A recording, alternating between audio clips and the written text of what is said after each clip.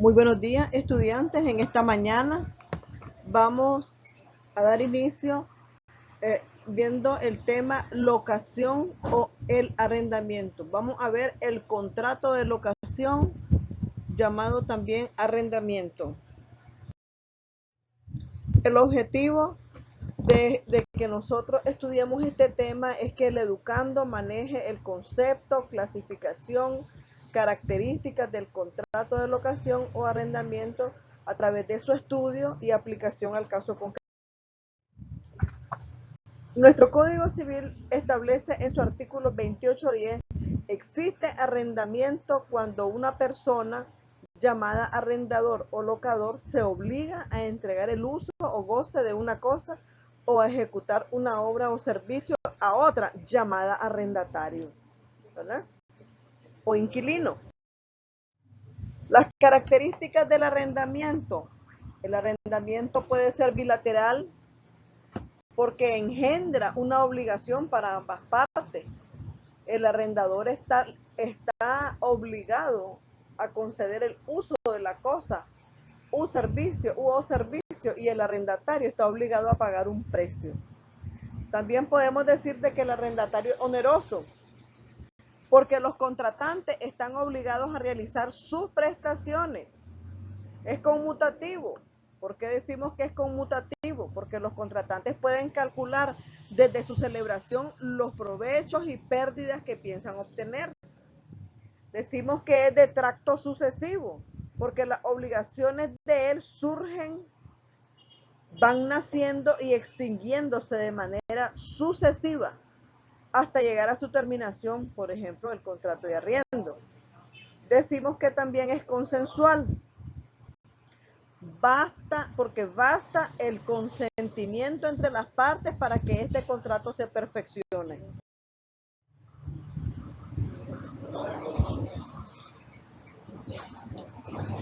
Los requisitos del arrendamiento.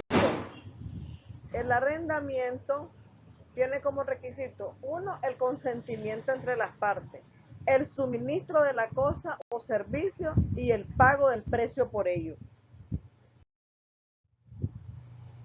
Vamos a estudiar los derechos y obligaciones del arrendador.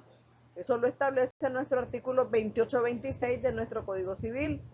Y dice que el arrendador tiene obligación a entregar al arrendatario la finca arrendada con todas sus pertenencias y en estado de servir para el uso convenido, si no hubo convenio expreso para aquel a que por su misma naturaleza estuviera destinado. Estamos hablando de que el arrendador tiene que entregar en óptimas condiciones el inmueble, porque así como lo está entregando, así lo tiene que recibir una vez que el arrendatario se vaya. Otro derecho y obligación del arrendador: está obligado a conservar el bien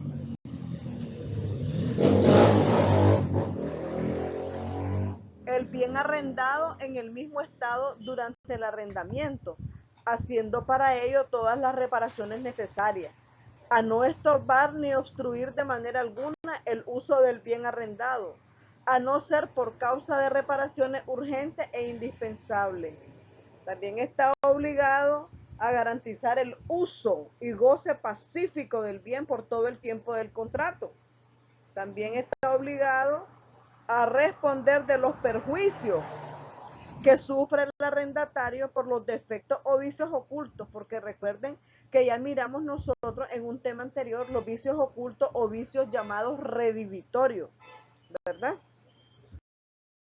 Derechos y obligaciones ahora del arrendatario. El arrendatario está obligado a satisfacer la renta o precio en el tiempo y forma convenida, o sea, tiene que pagar el canon de arrendamiento puntual. Está obligado a responder de los perjuicios que el bien arrendado sufra por su culpa o negligencia, o las de sus familias y subalternos, a servirse del bien solamente para el uso convenido o conforme a la naturaleza de él.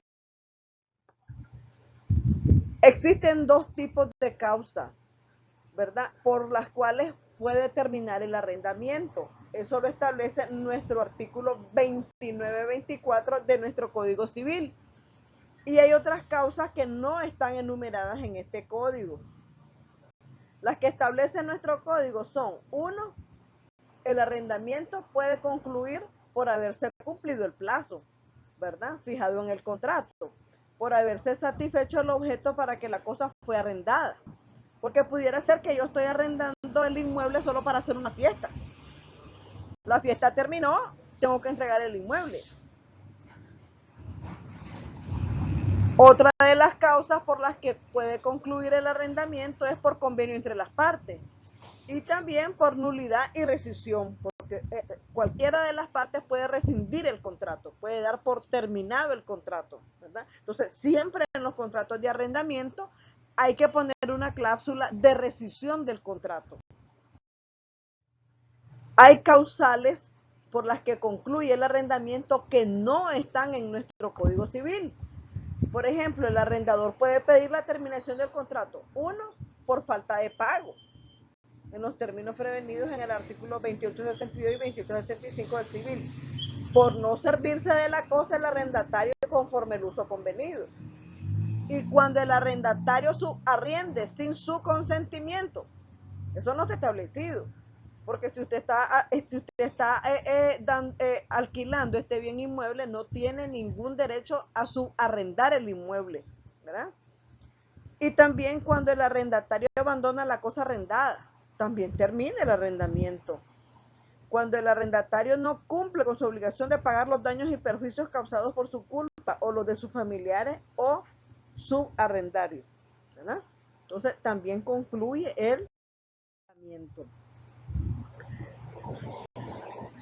También tenemos otras causales que son resolución del contrato por incumplimiento, también por un caso fortuito o fuerza mayor puede concluir el arrendamiento, por confusión, condición resolutoria expresa, porque podemos poner una cláusula resolutoria en el contrato poniendo fin al arrendamiento, por extinción del derecho del arrendador, o sea, el arrendador ya no tiene derecho sobre el inmueble, entonces se extingue el contrato.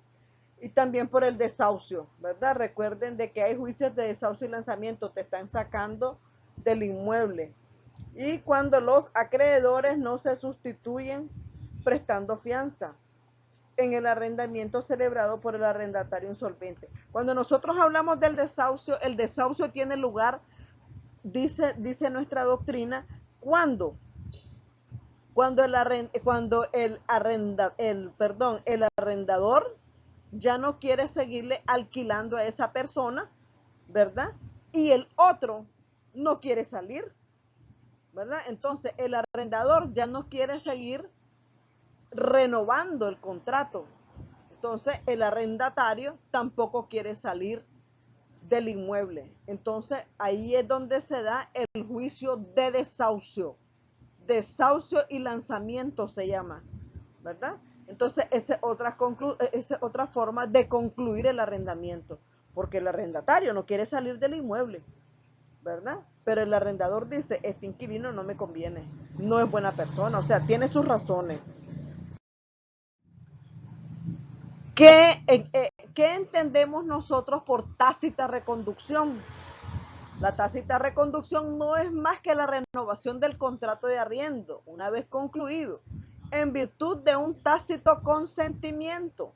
Y esto se deduce de algunos hechos, como que el arrendador no pide la cosa arrendada y ahí está continuando viviendo el arrendatario y no le pide el inmueble. Ese es un hecho tácito, ¿verdad? Y también no pide la cosa arrendada y el arrendatario continúa usando. Dice, del modo de terminar el arrendamiento.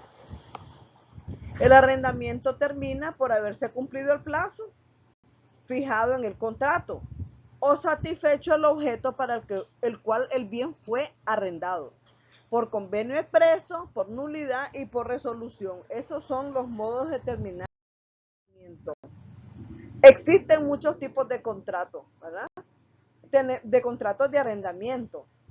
Tenemos el de la parcería o colonia, que lo contempla el artículo 3123 de nuestro Código Civil y establece que en virtud de este contrato el arrendador entrega para su cultivo un predio y a cambio recibe la mitad de los frutos. De eso se trata este tipo de contrato, se llama la parcería o colonia. Aquí se aplican las reglas del arrendamiento. Existe otro tipo de contrato que es el de hospedaje. Eso lo contempla el artículo 3090 de nuestro Código Civil. Y dice, este contrato se da cuando alguien cuando alguien presta a otro albergue y alimento, o solamente albergue mediante la retribución convenida, ¿verdad? Y han convenido, ¿verdad? También tenemos el contrato de transporte. En este contrato, una persona llamada arrendador se obliga a trasladar personas de un lugar a otro por un precio que debe de pagar el otro contratante, que puede ser denominado cargador o viajero. Tenemos el otro tipo de contrato que es el de obra. En este contrato, una de las partes se obliga a realizar una obra y el otro a pagar el precio en dinero. Ahora, aquí comienza el articulado de nuestro Código Civil. Ya en su artículo 2811, el Código Civil dice que es contrato, que es contrato de arrendamiento. El contrato de arrendamiento queda concluido por el mutuo consentimiento de las partes. Todo lo dispuesto sobre el precio, consentimiento y demás requisitos esenciales de la compra-venta es aplicable al contrato de arrendamiento. En el artículo 2812 establece que los bienes muebles no fungibles, recuerden que las cosas son fungibles cuando pueden ser sustituidas unas por otras, pero estos son bienes muebles no fungibles y no consumibles, y las raíces sin excepción pueden ser objeto de arrendamiento. En el artículo 28.3 se establece que pueden dar y recibir en arrendamiento los que pueden contratar.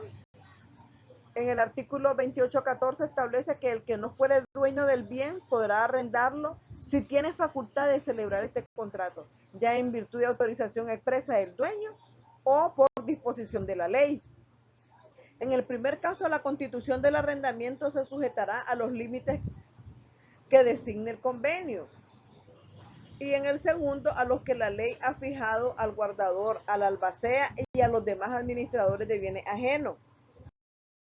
En el artículo 28.15 establece que no puede arrendar el copropietario de cosa indivisa, si no es sujetándose a las prescripciones establecidas en este código respecto a los comuneros.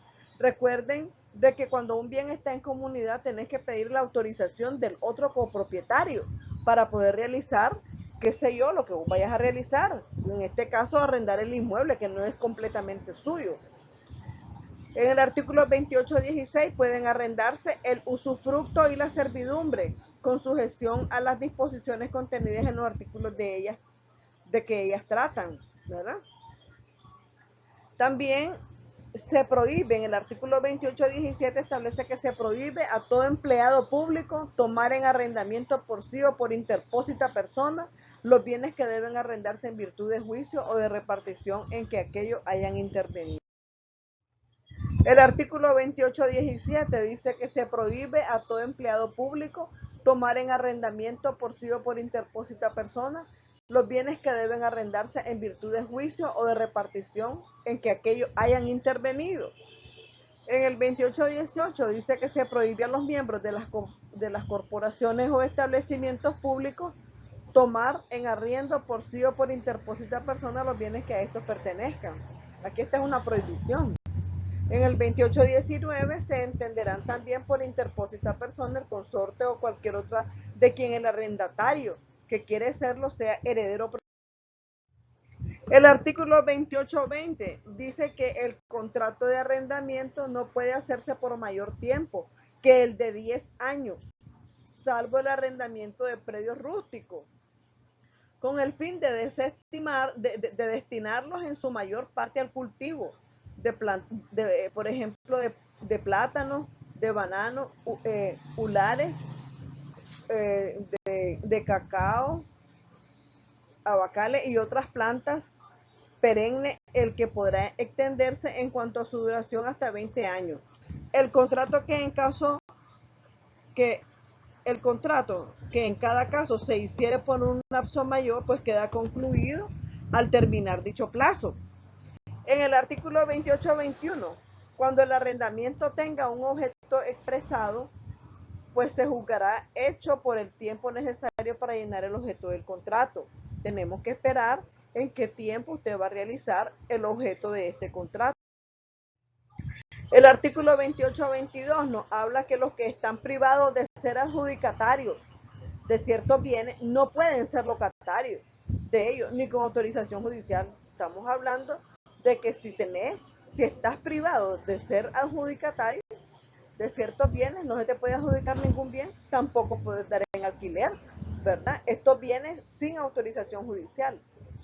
El 28-23 establece que la renta o precio del arrendamiento puede consistir en una suma de dinero o en cualquier cosa equivalente con tal que sea cierta y determinada. Estamos hablando que la renta, ¿verdad?, puede consistir en una suma de dinero o en cualquier cosa que equivalga, ¿verdad? O sea, con tal que sea cierta y determinada. El artículo 28-24 establece que el arrendamiento puede otorgarse por escrito cuando la renta mensual, anual o la cantidad determinada que por él se fije pase de la suma en córdobas equivalente a $200 de los Estados Unidos de América. Aquí lo establece expresamente, ¿verdad? Pero también usted puede hacer hasta por $50 un contrato. Los arrendamientos de bienes nacionales, municipales, de corporaciones o establecimientos de utilidad pública serán juzgados por las disposiciones del derecho administrativo. Aquí estamos hablando, en el artículo anterior se me queda en la mente, ¿verdad? Que dice de que puede otorgarse por escrito cuando la renta mensual anual determinada por él se fije. Pero estamos hablando de que usted lo puede hacer en los dos casos. Si el canon de arrendamiento es de $200, lo puede hacer por escrito. Aun igual que sea de $50, usted lo puede hacer por escrito. La diferencia puede radicar en que lo puede hacer notariado o lo puede hacer privado del contrato. El artículo 28-25 establece que los arrendamientos de bienes nacionales, municipales, de corporaciones o establecimientos de utilidad pública serán juzgados por las disposiciones del derecho administrativo o por las que les sean peculiares. Solo en subsidio lo serán por los preceptos de este código, pero no les alcanza lo ordenado en el artículo 28-20. El artículo 28-27, la entrega del bien pues se hará en el tiempo convenido. Si no hubiere convenido, entonces luego que el arrendador fuere requerido por el arrendatario. El arrendador no puede durante el arrendamiento mudar la forma del bien arrendado, ni intervenir en el uso legítimo de él, salvo el caso designado en el numeral 3 del artículo 28-26. Recuerden de que el arrendador está obligado a respetar el arrendamiento pacífico, ¿verdad?, que lleva el arrendatario. Para cumplir lo dispuesto en el numeral cuarto del artículo 28-26 se observarán las prescripciones que en este código reglamenta el saneamiento por evicción. Lo dispuesto en el citado numeral 4 no comprende los obstáculos que provengan de meros hechos de terceros ni los ejecutados en virtud de abuso de la fuerza. El 28-31 establece que para cumplir lo prevenido en el numeral quinto del citado artículo 28-26, pues se observará lo dispuesto en este código respecto del saneamiento por vicios redivitorios, ¿verdad? Estamos hablando de que si hay vicios redivitorios en este contrato de arrendamiento, el arrendador tiene que pagar indemnización de daños y perjuicios. En el artículo 28-32 establece que el arrendador pagará las contribuciones impuestas a la finca, salvo convenio en contrario. El artículo 28-33 dice cuando la ley imponga las contribuciones al arrendador exigiendo su pago, pues al arrendatario las pagará este con cargo a la renta.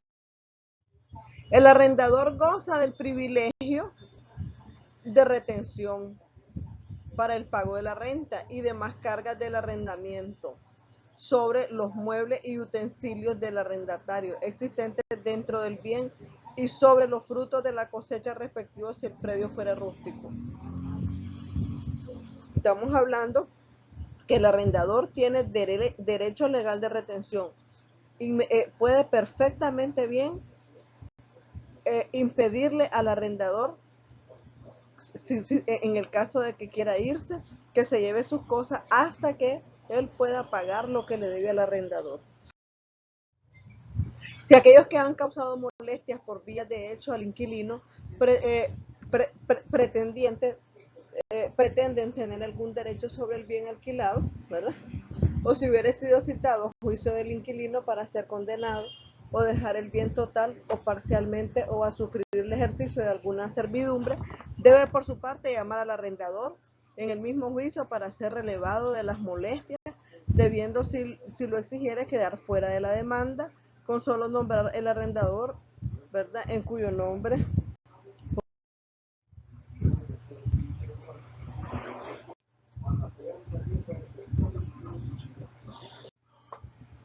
Pero tóstate la